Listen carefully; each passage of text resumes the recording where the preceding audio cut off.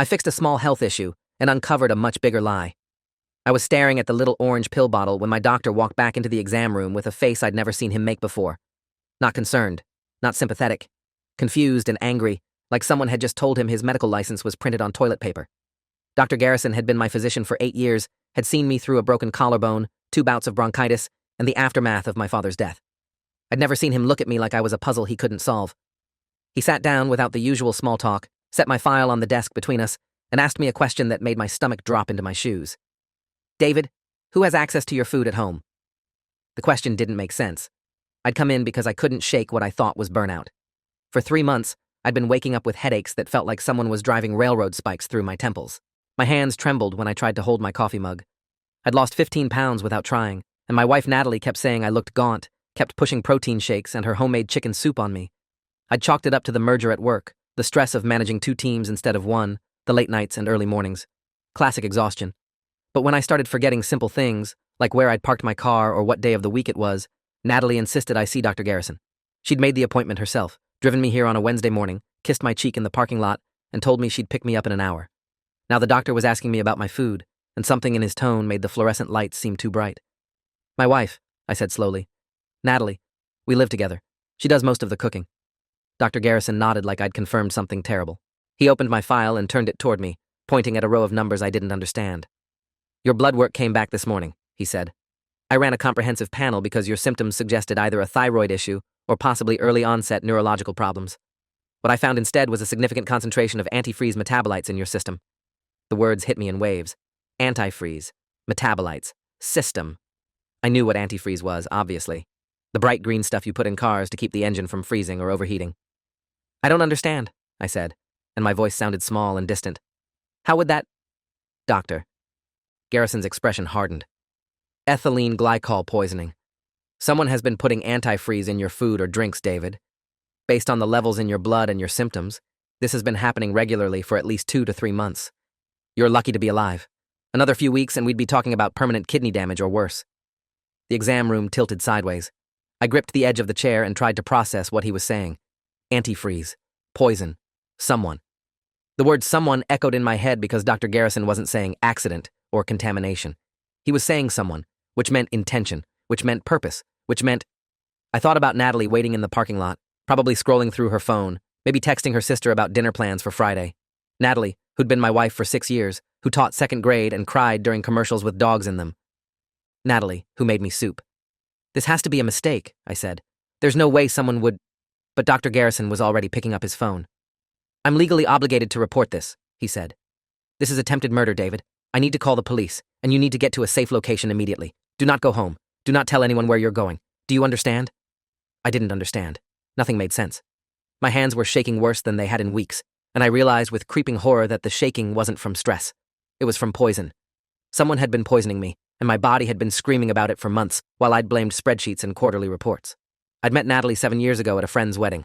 She'd been a bridesmaid, I'd been a groomsman, and we'd spent the entire reception talking at a corner table while everyone else danced. She was funny and smart, with this way of tilting her head when she listened that made you feel like you were the only person in the world. We dated for 8 months before I proposed, got married in a small ceremony at her parents' church, and settled into what I thought was a happy life. We bought a house in the suburbs with a decent backyard and 2-car garage. She taught elementary school and loved it, came home with stories about kids who couldn't tie their shoes but could recite entire dinosaur taxonomies. I worked in corporate finance, managing portfolios for a mid-sized firm. We weren't rich, but we were comfortable. We talked about having kids someday, maybe in a year or 2. We had date nights every other Friday. We were normal, except now a doctor was telling me that my normal life included someone systematically poisoning me, and the only person with consistent access to my food was my wife. Doctor. Garrison made 3 phone calls while I sat there trying to remember how to breathe. The first was to the hospital's toxicology department, requesting immediate chelation therapy to help clear the poison from my system. The second was to the police department's non-emergency line, where he spoke in calm, clinical terms about a patient presenting with intentional poisoning. The third was to someone he called a patient advocate, asking for a social worker who specialized in domestic violence cases. Domestic violence. The phrase made me flinch. I wasn't being beaten or threatened. I was being poisoned, which somehow seemed less real, less immediate, even though Dr. Garrison had just told me I was lucky to be alive. Within 20 minutes, there were 2 police officers in the exam room, a man and a woman, both looking at me with expressions caught between sympathy and suspicion.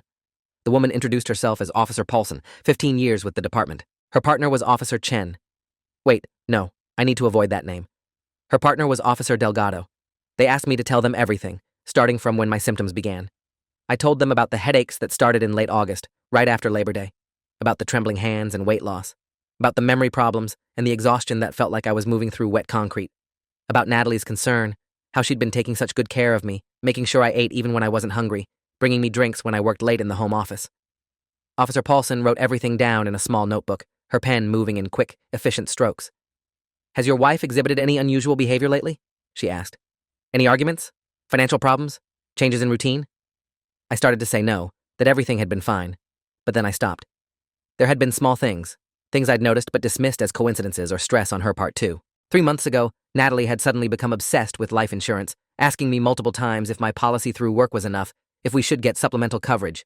I'd thought she was just being practical, planning for the future. She'd also started going to the gym more often, 4 or 5 times a week instead of her usual 2. And she'd gotten a new phone, saying her old one was glitching, but she'd become weirdly protective of it, taking it with her even when she went to the bathroom. She got a new phone, I said slowly, the pieces clicking together in a way that made me feel sick. About 3 months ago. She never leaves it out anymore. She used to just leave it on the counter, but now it's always in her pocket or her purse. Officer Delgado exchanged a look with his partner. Anything else? Different schedule? New friends? Spending more time away from home? I thought about it. Natalie had joined a book club 6 months ago, meeting every Monday night at someone's house. She'd seemed happier lately, more energetic, laughing more at her phone. I'd been glad she was making friends, building a social life outside of work and our marriage. Now I wondered what those Monday nights really were. She's been going to a book club, I said. Monday nights. She started going in March. Officer Paulson nodded and made another note. We're going to need you to come down to the station and make a formal statement, she said. We'll also need to send officers to your home to secure evidence. Is your wife there right now? I looked at my watch. It was almost 10:30 in the morning. She should be at work, I said. She teaches at Riverside Elementary, but she was supposed to pick me up here at 10. She's probably in the parking lot. Officer Delgado stood up. I'll go check, he said. Does she know you're getting blood work done? The question made my stomach lurch. She knows I had an appointment, I said. She made it for me. She drove me here. Another look passed between the officers, and I understood what they were thinking. If Natalie had been poisoning me, she'd want to know what the doctor found. She'd want to control the narrative, be there when I got the results, maybe to gauge whether I was getting suspicious or to spin whatever the doctor told me. By driving me here and planning to pick me up, she'd ensured she'd be present for whatever came next. Except Dr. Garrison had called the police instead of sending me home with antacids and a speech about stress management. Officer Delgado left the exam room, and I heard his radio crackle in the hallway. Officer Paulson pulled up a chair across from me. David, I know this is overwhelming, she said, but I need you to think carefully about the last few months. Has your wife done or said anything that seemed off, even in a small way? Any comments about money, about your health, about the future? I closed my eyes and tried to think past the pounding in my head, past the nausea rolling through my gut. Little moments came back to me, things I'd brushed off or forgotten. 2 weeks ago, Natalie had asked me what I wanted her to do if something happened to me, if I ended up in the hospital unable to make decisions.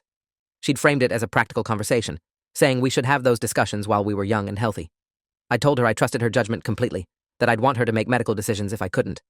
She'd smiled and kissed my forehead and said she'd take care of everything. Last month, she'd suggested I update my will, saying it was outdated since we'd gotten married. I'd put it off, too busy with work, and she'd seemed irritated about it, bringing it up 3 or 4 times before dropping the subject. And there were the drinks. God, the drinks. Natalie had started making me these protein smoothies every morning, blending fruit and yogurt and protein powder, insisting they'd help with my energy. I'd drunk them dutifully, grateful she was taking care of me. The smoothies were thick and sweet, strong enough to mask any taste. My hands started shaking again, but this time it wasn't the poison. It was rage and terror and disbelief all crashing together. She made me smoothies, I said, and my voice cracked. Every morning for the past 3 months. She'd bring them to me before work, watch me drink them. She made soup when I started losing weight, brought me coffee when I worked late. I looked at Officer Paulson, and I could see she understood. Every act of care, every gesture of love, had potentially been a delivery system for poison. We'll need samples of anything she's given you recently, Officer Paulson said. The smoothies, the soup, any beverages. Are they still at your house? I nodded. There's a container of soup in the fridge. She made a big batch on Sunday, and the protein powder is in the kitchen cabinet. Officer Paulson made another note. We'll get a warrant for your house and secure everything as evidence. In the meantime, you need to stay somewhere safe. Do you have family nearby?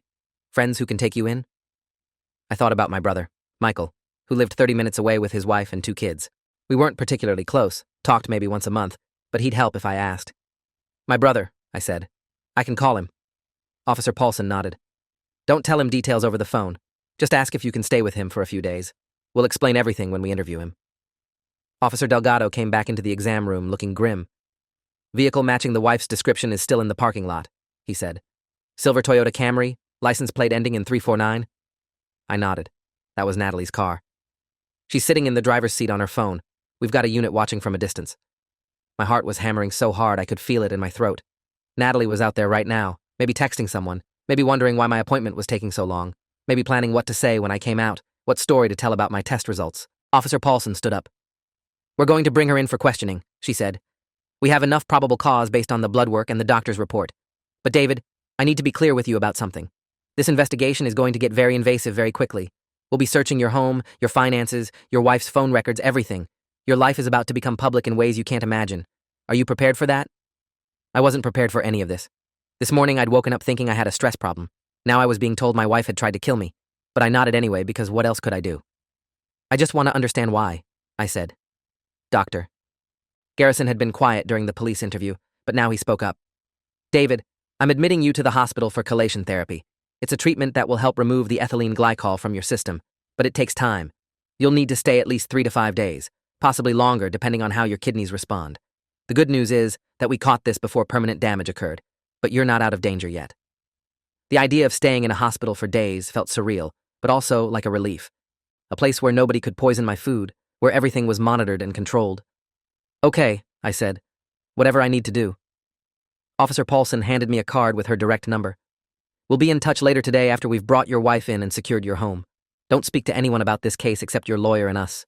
Don't post on social media, don't tell friends, don't answer calls from numbers you don't recognize. The media will get hold of this eventually, and you need to be prepared for that. A lawyer. I needed a lawyer. The thought made everything feel even more real, more terrifying. I'd never needed a lawyer for anything except closing on our house. Now I needed one because my wife had allegedly tried to murder me. They moved me to a private room on the 4th floor of the hospital within an hour. A nurse named Patricia hooked me up to an IV that would run chelating agents through my system for the next 12 hours, then switch to a different medication, then back again in cycles designed to bind with the poison and help my kidneys flush it out. She was kind and efficient, explaining everything she was doing in calm, professional terms. She didn't ask questions about why I was there, and I was grateful for that. I called Michael from the hospital room phone, using the excuse that I was having some health issues and needed a place to crash for a while after I was discharged. He agreed immediately, said I could stay as long as I needed, asked if I needed him to bring me anything. I told him the police would explain everything soon and to please just trust me. He sounded confused but didn't push. An hour later, Officer Paulson called my room. We've taken your wife into custody, she said. She's being questioned now.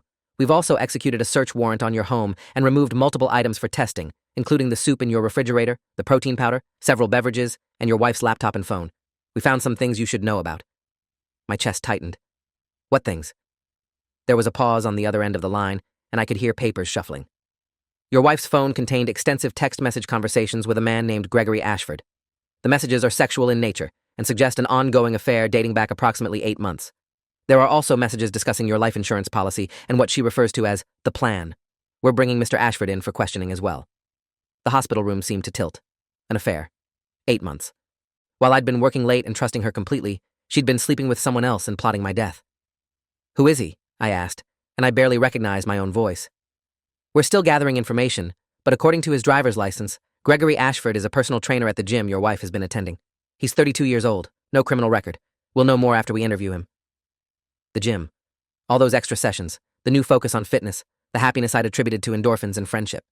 She'd been screwing her trainer and planning how to cash in on my death. How much is my life insurance worth? I asked. Officer Paulson hesitated. According to the policy documents we found in your home office, you have a $500,000 policy through your employer. There's also a supplemental policy your wife took out 3 months ago, without your knowledge, for an additional $250,000. We're investigating how she was able to do that, but it appears she forged your signature on the application. $750,000. That's what my life was worth to her. $750,000 and a fresh start with her trainer boyfriend. I thought about all the times she'd asked about life insurance, pushed me to update my will, asked about my beneficiaries. She hadn't been planning for our future together. She'd been planning for her future without me. The text messages, I said. What did they say about the plan? Another pause. I can't share specific evidence while the investigation is ongoing, but I can tell you that the messages contain discussions about your symptoms, speculation about how long it would take for the poisoning to be fatal, and debate about whether they should increase the dosage. There are also messages about what your wife planned to do with the insurance money, including buying a house together and traveling to Europe. David, this was premeditated and systematic. We have everything we need to charge her with attempted murder. I should have felt something, anger or betrayal or grief. Instead, I just felt hollow, like someone had scooped out everything inside me and left an empty shell. What happens now? I asked. Officer Paulson's voice softened slightly. Now we build the case. We'll test everything we removed from your house to confirm the presence of ethylene glycol. We'll analyze the text messages and any other digital evidence. We'll interview the boyfriend, your wife's friends and family, co-workers, anyone who might have information. Your wife will be arraigned within 48 hours, and given the severity of the charges and the evidence we have, I expect the judge will deny bail. She's not going anywhere, David. You're safe. Safe. The word felt foreign. I'd been living with someone who wanted me dead for 3 months, drinking poison she handed me with a smile, trusting her completely while she counted down to my funeral. I didn't know if I'd ever feel safe again. There's something else, Officer Paulson said. When we searched your home, we found a journal hidden in your wife's closet. It's essentially a diary documenting the poisoning, including dates, dosages, and your observable symptoms. She was keeping records. A journal. She'd documented my murder like a science experiment, noting when I vomited or got headaches or forgot where I'd put my keys. The clinical detachment of it made my skin crawl. Why would she write that down? I asked. People document crimes for different reasons, Officer Paulson said. Sometimes it's an insurance policy, proof that someone else was involved if things go wrong. Sometimes it's compulsion, a need to record what they're doing. Sometimes it's just arrogance, the belief that they'll never be caught. Whatever her reason, that journal is going to put her in prison for a very long time. I spent that first night in the hospital staring at the ceiling, watching the IV drip poison out of my system, one slow drop at a time. Nurse Patricia checked on me every few hours, monitoring my vitals, adjusting medication, asking gentle questions about my pain levels and nausea. The chelation therapy made me feel worse before it made me feel better, like having the flu and food poisoning simultaneously. I threw up twice, my whole body shaking with the effort. But Patricia said it was normal, that purging the poison was brutal, but necessary. Around midnight, my brother Michael showed up despite visiting hours being over. Apparently he'd called the hospital demanding to know what was happening, and someone had finally told him enough that he'd driven over immediately. A nurse let him into my room, and he stood at the foot of my bed looking like someone had punched him in the stomach. Jesus Christ, David, he said. The police called me. They told me Natalie tried to kill you. They said she'd been poisoning your food. How is that even possible? I'd been asking myself the same question for 12 hours.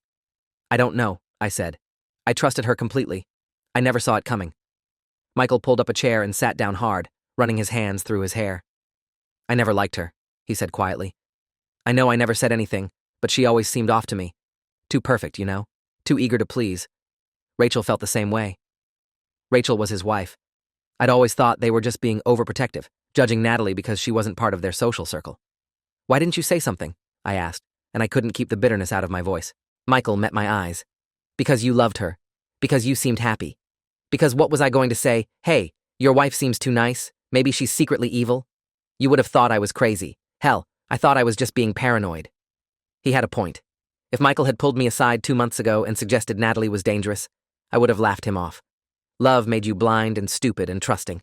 It made you drink poison and call it care.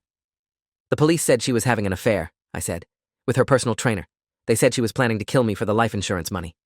Michael's jaw clenched. I hope they lock her up forever, he said, and there was real venom in his voice. I hope she rots in a cell thinking about what she did. We sat in silence for a while, the only sound the beeping of my heart monitor and the drip of the IV. Finally, Michael asked, "What do you need from me?" I thought about it. What did I need? A place to stay when I got out of the hospital. Someone to help me sort through the wreckage of my life. A witness to confirm I wasn't losing my mind. Just be there, I said. I can't go back to that house. I can't sleep in that bed knowing what she did. I need somewhere safe until I figure out what comes next. Michael nodded. You'll stay with us as long as you need. The guest room is yours. Rachel's already setting it up. The next morning, Detective Sergeant Lisa Thornton showed up at my hospital room with a briefcase full of evidence and a recorder to take my formal statement. She was in her mid-40s, with graying hair pulled back in a tight bun and eyes that looked like they'd seen every variation of human cruelty. She introduced herself as the lead investigator on my case, 22 years with the department, specialized in domestic violence and attempted homicide. She sat down across from me and laid out her briefcase's contents with meticulous care. Photocopies of text messages, printouts of financial records, photographs of the items seized from my house. I need to walk you through everything we've found, she said. Some of this is going to be difficult to hear, but you need to know the full scope of what your wife and her accomplice were planning. Accomplice. The word made Gregory Ashford more than just an affair partner. It made him part of the murder plot. Detective Thornton opened a folder and pulled out a stack of printed text messages. "These are conversations between your wife Natalie and Gregory Ashford spanning the last 8 months," she said. "I'm going to read you selected excerpts, and I need you to tell me if anything stands out or connects to events you remember." She began reading, and each message was like a knife twisting in my chest. The messages started innocuous enough, flirty texts about workout sessions and playful innuendo. But around June, the tone shifted. Natalie had texted Gregory, "I can't do this anymore. I feel trapped. I wish I could just start over with you, but divorce would ruin me financially." Gregory's response, "Then don't get divorced. There are other ways." The next message from Natalie, sent 3 days later. "I've been thinking about what you said, about other ways. How would that even work?" They'd danced around the subject for another week before Gregory sent her a link to an article about ethylene glycol poisoning, noting that it was hard to detect and symptoms mimicked other illnesses. Natalie had responded with a simple, "Interesting." That one word, that clinical, detached, interesting, made me want to throw up again. Detective Thornton continued reading. Messages about dosage calculations, about how much antifreeze would be needed to cause symptoms without immediate death, about the importance of consistency. They'd researched it like a homework assignment, debating methods and timelines. In late July, Natalie had written, "I started today. Put it in his morning smoothie. He didn't notice anything." Gregory, "How much?" Natalie, 2 tablespoons. I'll increase it gradually." They'd documented my decline like scientists observing lab rats. August 5th. "He's having headaches now. Says they're from work stress. Doubled the dose." August 19th. "He threw up this morning. Getting worried he might go to the doctor, but he said he just needs rest." September 2nd. "He's lost 10 pounds. Looks terrible. Perfect." If you are enjoying this story already, please subscribe to see more stories like this. Detective Thornton set down the messages and looked at me with something that might have been pity. "There are over 300 messages like this," she said. "A complete chronicle of the poisoning. They also discussed what to do with your body after you died, how to act appropriately grief-stricken, and how soon they could move in together without raising suspicion." I felt detached from my own body, like I was watching this happen to someone else. "Did anyone else know?" I asked. "Any of her friends? Her family?" Detective Thornton shook her head. "We've interviewed her colleagues at the school and her family. Everyone is shocked. They all described her as caring and devoted. She maintained her mask perfectly." She pulled out another document, this one a photocopy of handwritten pages. "This is the journal we found in her closet. It's incredibly detailed. She recorded every dose, every symptom, every doctor's visit you mentioned. There are even notes about adjusting her approach based on your reactions." She turned to a page marked with a sticky note. "This entry is from 3 weeks ago. He's getting suspicious about how tired he is. Need to be more careful. Suggested he see Dr. Garrison for blood work, but told him to ask for a thyroid panel specifically. Should keep the doctor from looking for anything unusual. She was trying to control your medical care to prevent detection." My hands clenched into fists. She made the appointment with Dr. Garrison. She told him I was stressed and exhausted. She probably thought he'd prescribe anxiety medication and send me home. That's exactly what she thought. Detective Thornton confirmed. "We spoke with Dr. Garrison. He said your wife called his office and gave the receptionist a very specific list of symptoms that pointed towards stress and exhaustion. But Dr. Garrison has known you for years and decided to run comprehensive blood work anyway, which is what saved your life." I thought about Dr. Garrison's confused, angry face when he'd walked into that exam room with my test results. He'd known something was wrong, had trusted his instincts, even when everything pointed toward a simple diagnosis. "When can I thank him?" I asked. "He's visiting patients on the 3rd floor this afternoon. I'm sure he'd appreciate hearing from you." Detective Thornton gathered her papers back into organized piles. "David, I need to prepare you for what's coming. This case is going to trial, and it's going to be public. The media has already picked up on it. A teacher and a personal trainer plotting to murder her husband for insurance money is the kind of story that generates headlines. You're going to be scrutinized, your marriage will be dissected, people will have opinions about what you should have seen or done differently. It's going to be brutal." I'd been expecting this, but hearing it stated so bluntly still made my stomach churn. "What about my job?" I asked. "Have they been notified?" Detective Thornton nodded. "We contacted your HR department yesterday to explain the situation. They've been cooperative and understanding. You're on medical leave for the duration of your recovery and the investigation. Your position is protected." Small mercies. At least I wouldn't have to explain to my colleagues why I was suddenly in the hospital and my wife was in jail. "We've also frozen all joint accounts and assets pending the investigation," Detective Thornton continued. "Your wife won't have access to any money. You'll need to work with your lawyer to separate your finances and file for divorce. I can recommend some attorneys who specialize in cases like this." Cases like this. As if there were enough of them to constitute a category. "I don't even know where to start," I said. Detective Thornton's expression softened slightly. "One step at a time. Right now, focus on getting healthy. Let us handle the investigation. Your lawyer will handle the legal side. Your brother is providing a safe place to stay. You have support, David. You're not alone in this. But I felt alone. Profoundly, utterly alone in a way I'd never experienced before. The person I'd trusted most in the world had betrayed me in the most intimate, terrible way possible. How was I supposed to trust anyone again after that? Detective Thornton left me with a card for a victim services counselor and a thick folder of photocopied evidence I could review when I felt up to it. I wasn't sure I'd ever feel up to reading the details of my own attempted murder, but I kept the folder anyway. Nurse Patricia came in shortly after with medication and a gentle smile, and I asked her how long before the chelation therapy would finish. "Another 3 days at minimum," she said. "Your kidney function is improving, which is excellent news, but we want to make sure we've eliminated all traces of the toxin before we discharge you. 3 more days in this hospital bed, 3 more days of feeling like garbage as the treatment worked, but 3 days to heal, to process, to start figuring out what my life looked like now." That afternoon, Dr. Garrison stopped by during his rounds. He pulled up a chair and sat down with the weary posture of someone who'd been on his feet for 10 hours straight. "How are you feeling?" he asked. "Like someone tried to kill me," I said, and the absurdity of the statement made me laugh, a short, bitter sound that hurt my chest. "Doctor." Garrison didn't laugh. "I'm sorry I didn't catch this sooner," he said. "You came in 2 months ago complaining about headaches. I should have run more extensive tests then." I shook my head. "You had no reason to think someone was poisoning me." "I didn't think someone was poisoning me. You saved my life by trusting your instincts and running that blood work." "Thank you." Dr. Garrison accepted the gratitude with a slight nod. "The police have asked for all your medical records going back 2 years.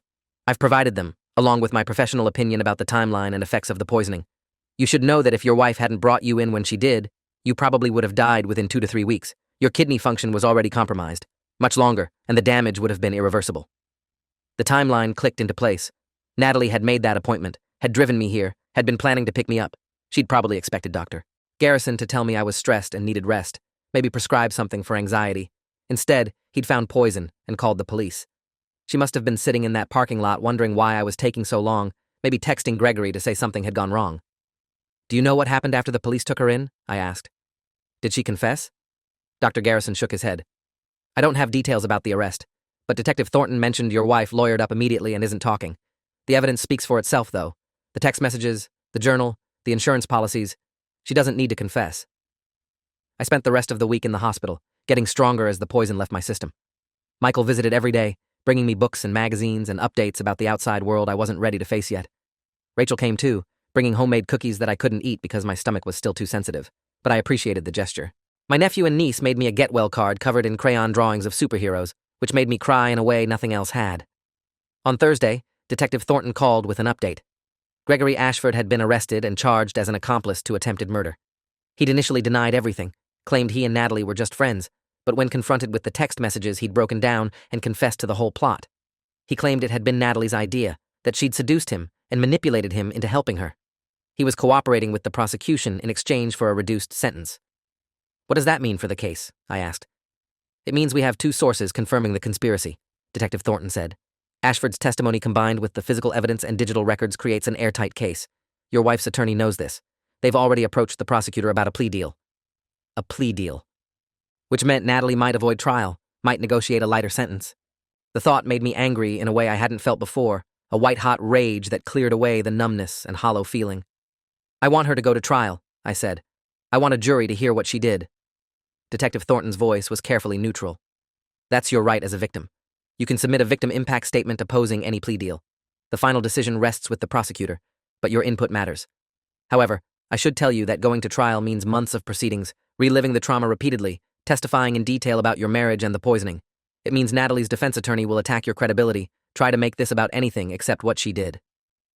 Plea deals are often in the victim's best interest because they provide certainty and closure without the ordeal of a trial. I understood what she was saying, but the idea of Natalie getting a reduced sentence, of not having to face public accountability for what she'd done, felt like another betrayal. "Let me think about it," I said. I was discharged from the hospital on Saturday afternoon, 1 week after the doctor had asked me who had access to my food.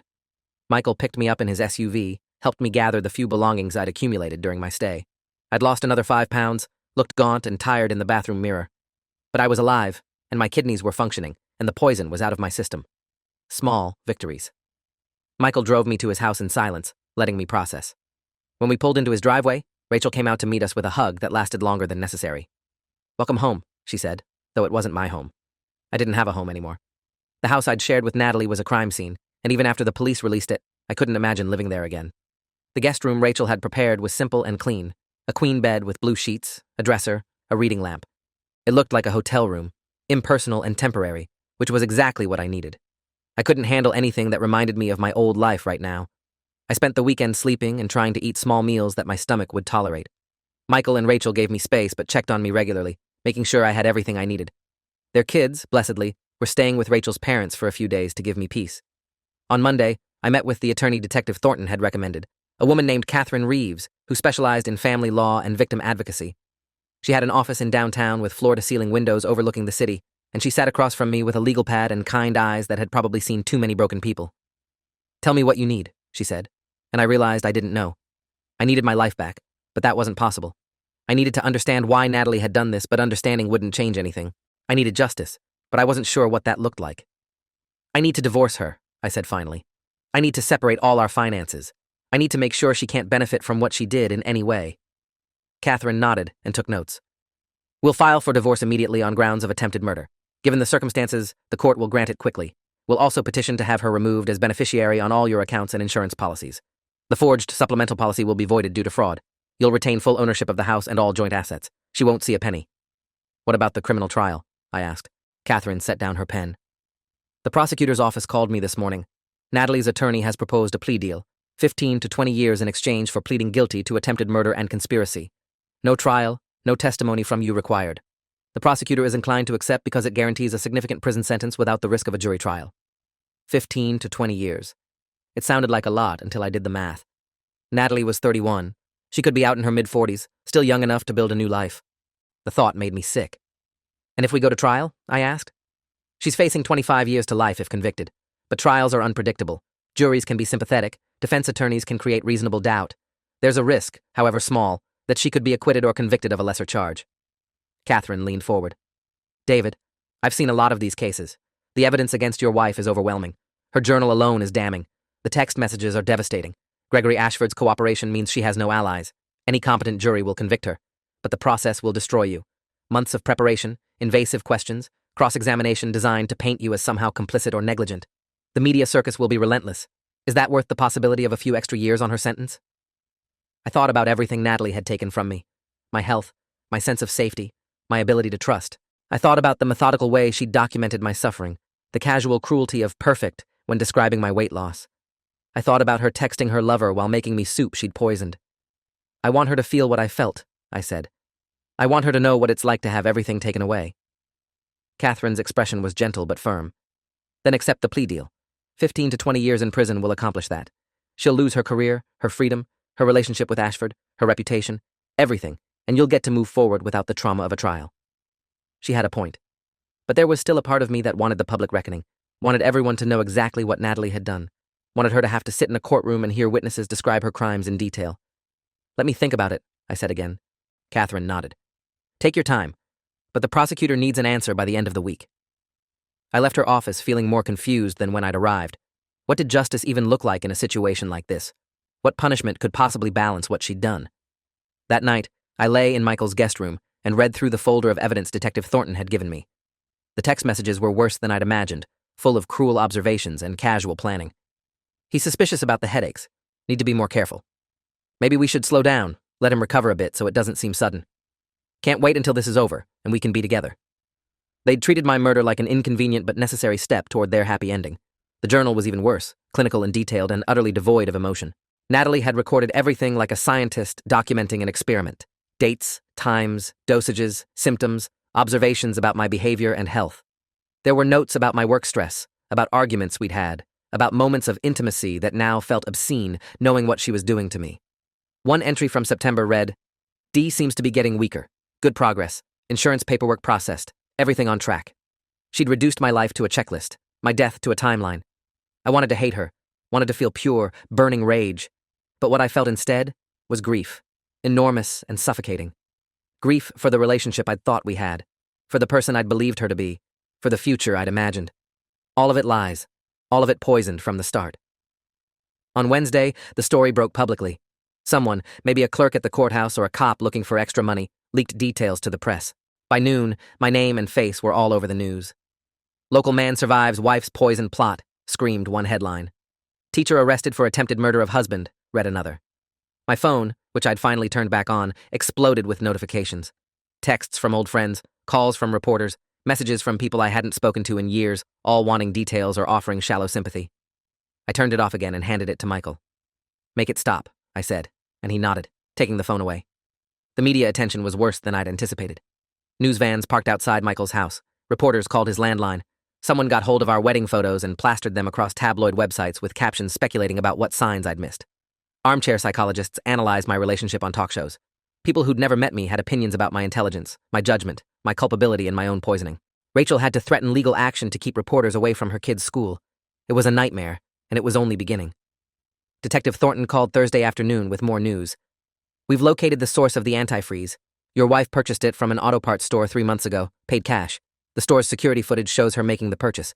We've also traced the forged life insurance application back to Gregory Ashford. He works part-time for an insurance broker and had access to the forms. He's admitted to helping her forge your signature. So they planned this together from the start, I said. It appears so. Ashford's cooperation has given us a complete picture of the conspiracy. They met at the gym in March, began an affair in April, and started planning your murder in May. The timeline is well documented in their communications.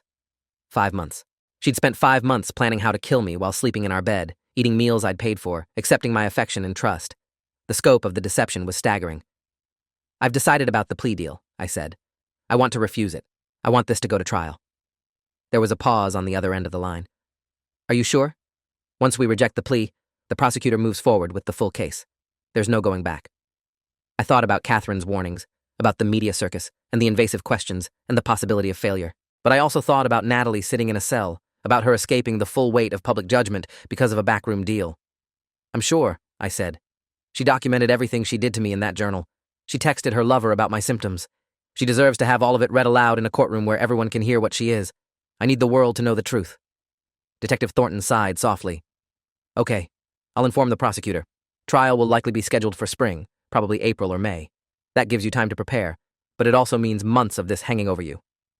I knew, but I'd made my decision. The prosecutor, an assistant district attorney named Richard Kowalski, called me that evening. He was direct and professional, explained that he'd been prepared to recommend the plea deal to save me the trauma of testifying, but respected my decision to proceed to trial. I want you to understand what you're signing up for, he said. The defense will be aggressive. They'll try to paint you as controlling or abusive, suggest that your wife felt threatened or trapped. They'll question your timeline, your credibility, your motivations. They'll make you relive every moment of your marriage and the poisoning. It won't be pleasant. I'd already accepted this. I understand, but the evidence is solid, right? The journal, the texts, the medical records? Richard's voice was confident. The evidence is exceptional. One of the strongest cases I've seen. Your wife documented her own crime in exhaustive detail. Gregory Ashford is testifying against her. We have forensic evidence of ethylene glycol in the food products from your home. We have the forged insurance documents. We have her contradictory statements to police before she lawyered up. Barring jury nullification or extreme incompetence on my part, she will be convicted. That was what I needed to hear. Then let's do this. Richard outlined the timeline. Jury selection in April, trial estimated at 2 to 3 weeks, verdict by mid-May. He'd need me to meet with him regularly to prepare my testimony, review evidence, discuss strategy. He'd also arrange for a victim advocate to support me through the process. One more thing, Richard said. Gregory Ashford's plea deal includes testifying against your wife in exchange for a reduced sentence of 8 to 12 years. Are you comfortable with that? Was I comfortable with Natalie's lover getting half the time she'd face? No, but I understood the necessity. He's cooperating fully? I asked. Completely. He's provided details about their relationship, the planning, his role in the insurance fraud. His testimony will be crucial in establishing premeditation and conspiracy. Then I could live with it. Okay. Over the next few months, my life fell into a strange new routine. I lived in Michael's guest room, worked remotely from my laptop when I had the energy, met regularly with Catherine about the divorce, and with Richard about the trial. I started seeing a therapist, a woman named Dr. Angela Foster, who specialized in trauma and betrayal. She helped me process what had happened, work through the complicated emotions of loving someone who'd tried to kill me, and develop strategies for managing the anxiety and paranoia that had taken root in my mind. I couldn't eat food anyone else prepared without checking the containers. I couldn't accept drinks without watching them being made. I woke up from nightmares where Natalie stood over me with a bottle of antifreeze, smiling. Dr. Foster said it was normal, that trauma rewired your brain, that healing would take time. Time. I had plenty of that now. My job had granted me extended medical leave, my friends and remaining family knew to give me space. I existed in a limbo between my old life and whatever came next, waiting for the trial that would hopefully provide closure. In December, 3 months after my hospitalization, the divorce was finalized. Catherine had expedited it through the courts, given the extraordinary circumstances. I retained the house, all joint assets, and full control of my finances. Natalie retained nothing, not even the wedding ring she'd worn while planning my murder. I should have felt relief or satisfaction, but mostly, I just felt empty. The legal dissolution of our marriage was a formality. The real ending had happened in Dr. Garrison's exam room when I'd learned the truth. In January, I finally went back to the house. I'd been avoiding it, couldn't face the place where I'd been poisoned, where Natalie had ground antifreeze into my morning smoothies and watched me drink them. But I needed to sort through my belongings, decide what to keep and what to sell with the house. Michael came with me for moral support. Walking through the front door felt surreal, like visiting a museum of my former life. Everything looked the same, the furniture we'd picked out together, the photos on the walls, the kitchen where she'd prepared my meals. But it all felt contaminated now, tainted by knowledge of what had happened here. I found the blender she'd used for the smoothies and threw it in the garbage, found the soup pot and did the same, found our wedding album and sat on the couch staring at pictures of us smiling, young and hopeful and ignorant of what was coming. Michael sat beside me quietly. "What do you want to do with this stuff?" he asked. "Burn it," I said. "Burn all of it." But I didn't. Instead, I packed up the things I wanted to keep, mostly books and clothes and a few pieces of furniture. I donated the rest to charity. The house went on the market in February and sold within 3 weeks to a young couple who didn't know its history and didn't ask. I signed the papers and took the money and tried not to think about the life I'd built in that space, the future I'd imagined that had died with my trust. The trial began on April 18th, a Monday morning at the county courthouse. I'd prepared as much as I could, met with Richard dozens of times, reviewed my testimony until I could recite it in my sleep. But nothing prepared me for walking into that courtroom and seeing Natalie for the first time since her arrest. She sat at the defense table in a conservative gray suit, her hair pulled back, looking small and fragile, and nothing like the woman who'd methodically poisoned me. Our eyes met for a brief moment, and I searched her face for some sign of remorse or recognition or emotion. I found nothing. She looked away first, whispering something to her attorney. The jury selection took 2 days. Richard was meticulous, eliminating anyone who showed bias against women or seemed too sympathetic to defendants. The final jury was 8 women and 4 men, ranging in age from mid-20s to late 60s, a cross-section of ordinary people who would decide Natalie's fate. Opening statements happened on Wednesday. Richard stood before the jury and laid out the prosecution's case with devastating clarity. The defendant, Natalie Thompson, systematically poisoned her husband David Thompson for 3 months with antifreeze, a substance known to cause agonizing symptoms and eventual death. She did this not in a moment of passion or fear, but as part of a calculated plan to murder him and collect $750,000 in life insurance money. She documented her crime in a personal journal. She discussed it in text messages with her lover and accomplice, Gregory Ashford. She forged David's signature on insurance documents to increase the payout. She watched her husband suffer, recorded his symptoms, and adjusted her dosages to maximize the effect. This is not a case of an unhappy marriage or a desperate woman. This is premeditated, cold-blooded attempted murder, and the evidence will prove it beyond any reasonable doubt. The defense attorney, a man named Thomas Brennan, took a different approach. Natalie Thompson made mistakes, he admitted. She had an affair. She talked about leaving her marriage in ways that were inappropriate and hurtful. But talking about something and doing it are not the same thing. The prosecution wants you to believe that a mild-mannered elementary school teacher somehow became a master poisoner, but their evidence is circumstantial at best. Text messages taken out of context, a journal that could be fiction or fantasy, an embittered husband and a jilted lover, both with reasons to lie. Ladies and gentlemen, you will hear a different story in this courtroom, a story of a troubled marriage, misunderstandings, and a rush to judgment. I listened to Brennan paint Natalie as the victim, and rage flooded through me so intensely I had to grip the edge of the bench to keep from standing up and shouting. Michael, sitting beside me, put a hand on my shoulder. "Breathe," he whispered. "Let the evidence speak." The prosecution called its witnesses methodically over the next week. Dr. Garrison testified about finding ethylene glycol in my blood, described the symptoms and timeline, explained how antifreeze poisoning worked. The jury listened intently, several taking notes. The toxicology expert confirmed the presence of poison, showed charts and graphs demonstrating the levels in my system and what they meant. A pharmacologist explained how ethylene glycol metabolizes, the damage it causes, the fact that early intervention had saved my life. Detective Thornton walked the jury through the investigation, the text messages, the journal, the physical evidence. She read excerpts from Natalie's journal, her voice flat and professional as she recited entries like, "Increased dose today, he's showing more symptoms," and "Perfect progress, should be effective within another month." Several jurors looked sick. One older woman kept shaking her head, her expression horrified. The forensic analyst testified about testing the protein powder and soup from my house, confirming both contained ethylene glycol. She showed photographs of the containers, explained her methodology, stated her findings with scientific certainty. The insurance investigator explained the forged policy, showed the fake signature, detailed how Gregory Ashford had facilitated the fraud. Then Gregory Ashford himself took the stand. He looked terrible, thin and pale in an orange jumpsuit, his hands shaking as he was sworn in. Richard walked him through his relationship with Natalie, the affair, the discussions about me, his role in the insurance fraud. "When did you first realize Natalie was poisoning her husband?" Richard asked. Gregory's voice was barely audible. "She told me in July. We were at her house while David was at work.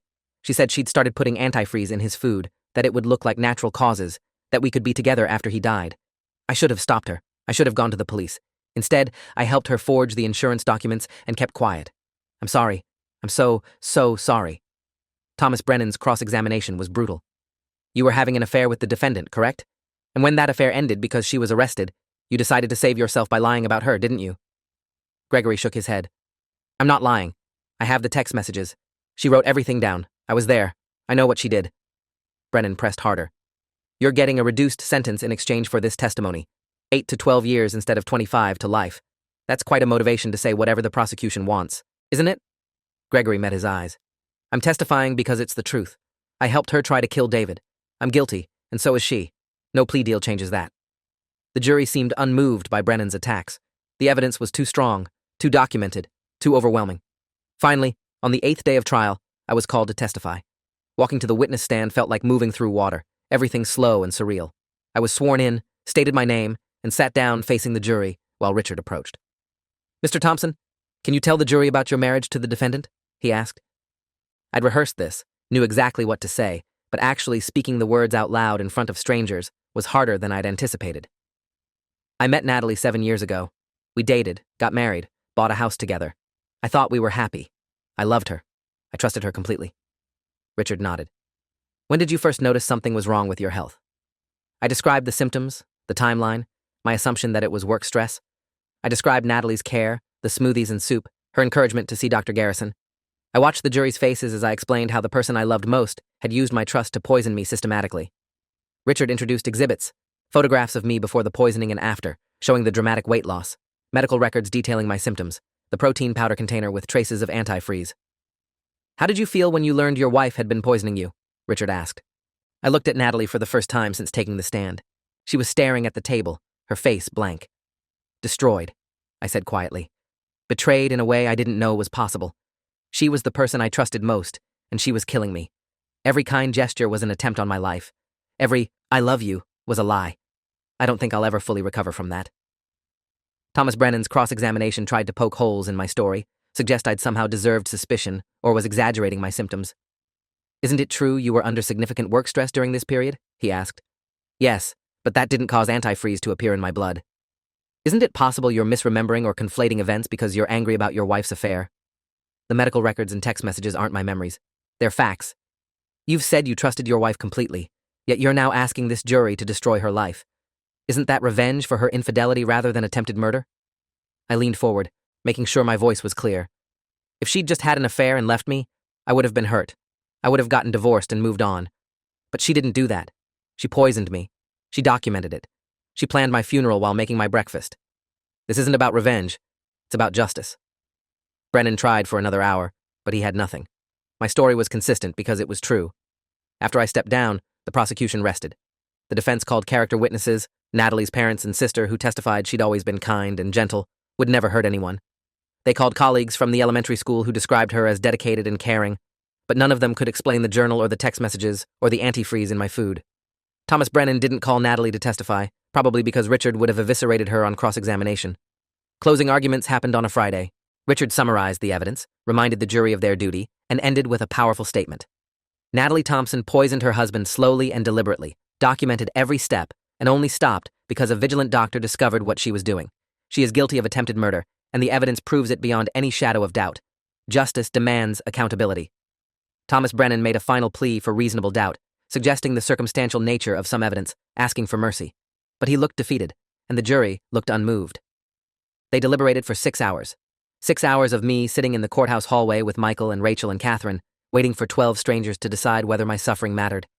When the bailiff finally called us back into the courtroom, my heart was hammering so hard I thought I might pass out. The jury filed in, their faces serious. The forewoman stood. "On the charge of attempted murder in the first degree, how do you find?" the judge asked. "Guilty." The word echoed through the courtroom. Natalie's shoulders slumped. Her mother sobbed audibly. I felt relief, vindication, grief, all of it at once. On the charge of conspiracy to commit murder? Guilty. On the charge of insurance fraud? Guilty.